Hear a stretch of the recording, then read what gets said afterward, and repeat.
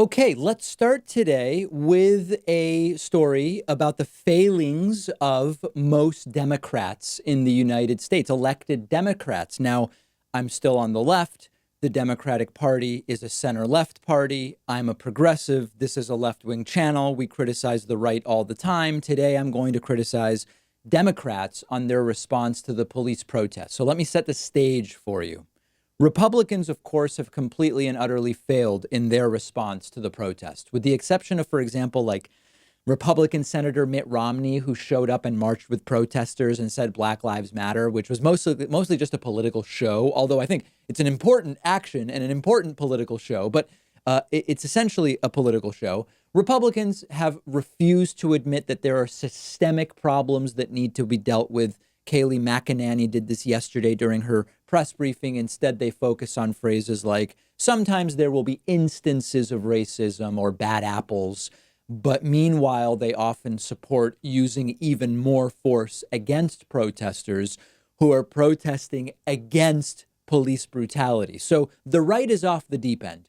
I've also criticized some of the activists on the left who I believe are taking the wrong approach, for example, with defund or abolish the police. I already explained yesterday in detail why I think that's the wrong approach. But today, the point is, I want to focus on the failure, the abject failure of the Democratic Party leadership itself. This was a beautiful opportunity for the Democratic Party to dramatically distinguish itself from the Republican Party. I often talk about on many issues, Democrats and Republicans are very different. Sometimes they're very similar. Here was an opportunity for Democrats to put together a blistering systemic critique of how we got to where we are, with the protests as an outlet for much of what is going wrong in our country. If you listen or watch, listen to or watch the clip from last Monday's show, I broke down how this is not just about police brutality.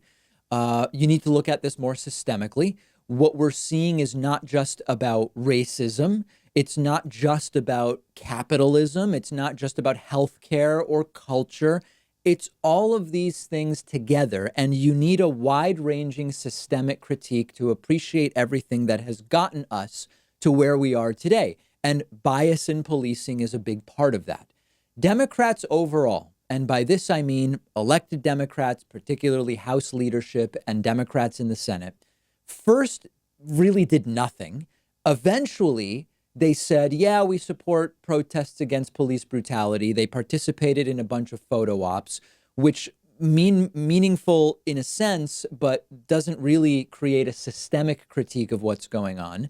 And it's great that Nancy Pelosi joined protesters and talked to people. It's important that Elizabeth Warren joined a protest. It's great that Democratic presidential candidate Joe Biden went and spoke to protesters. But this would have been a perfect opportunity for a big systemic critique that combines everything from our economic system, problem with wages, wealth inequality, our voting system, so many other components.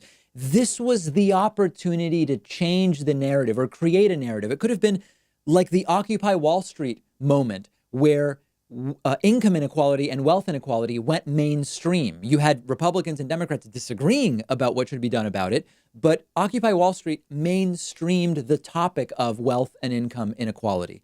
Instead, what we got from most Democrats is this mild support of protesters, cautious, of course, never to support the tactics that were used, and very quick to focus on how they don't agree with many of the tactics, which is fine, but they're missing the real big opportunity, in conjunction with some totally farcical performative events like the video that we're showing our video audience right now of House and Senate Democrats kneeling for 8 minutes and 46 seconds in honor of George Floyd.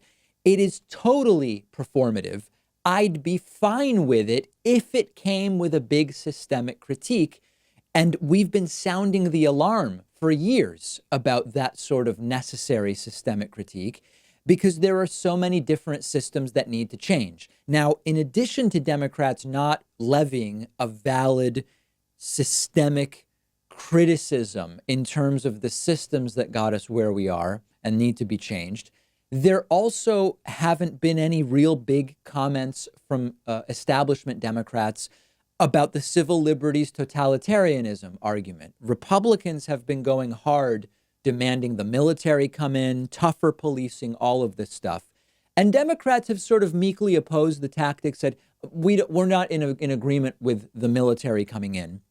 But they've not really gone after, hey, not only is sending the military in wrong, but Republicans have spent years criminalizing civil disobedience, criminalizing poverty, criminalizing journalism, much like with the ag-gag laws, which now could be tied into the protests as we see some journalists just straight up beaten, hit with shields and batons and nightsticks. There's a much bigger story here that the country is primed for right now, which Democrats could be taking advantage of, and they have not. Talking about how so much about protesters' rights is inextricably linked to our surveillance state, warrantless wiretapping, NSA surveillance, stingray devices.